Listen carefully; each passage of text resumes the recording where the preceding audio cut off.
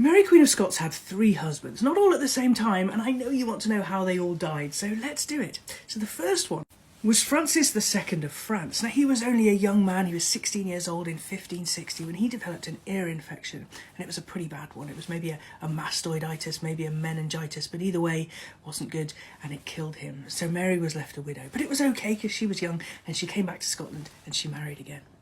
She went on to marry the dashing Lord Darnley, Henry Stuart. He was a distant relation in that they had a mutual grandmother in Margaret Tudor, who was the sister of Henry VIII. So he had connections to the English throne as well as the Scottish throne, and it was a good match, except they really didn't get on with each other after they were married. They got on enough to have a child, who was James VI, but other than that, he did some pretty despicable things, and he was a problem. Now, the boy was only a few months old when one night Mary was at a wedding in Edinburgh, and he was staying at Kirkerfield in the city. Now, there were 2 big explosions heard, and it turned out that someone had put a couple of barrels of gunpowder under his chamber, and they went boom, but he didn't go boom. He was found out on the lawn. He didn't have any outward marks. He could have been smothered. There was a chair nearby and a dagger and a cloak. It was all very cloak and dagger, but nobody really knows what happened to him or who killed him, except fingers were pointed.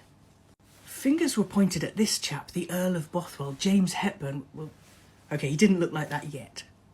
That's better. He was still alive at this point. Now, he had been friendly with Mary. It was all a little bit strange. They were married. Anyway, it all went horribly wrong. Mary was captured, and Bothwell, well, he ran away. He got a boat from Aberdeen to Shetland to Norway and then on to Denmark. But there was a problem in Denmark. He was captured because there was a woman there called Anna Thronson. Now, she had sued him for abandonment and loss of dowry because he had made her promises that he didn't keep. So he was captured and he was thrown into a dungeon. He was chained to a pillar, and he was kept for the rest of his life in horrendous conditions, and he didn't see daylight again. Both Darnley and Bothwell had strange goings-on after their death. Somebody stole Darnley's skull, and then there were 2 or 3 of them dotted about that people were claiming to be the skull of Lord Darnley, which was a little bit strange.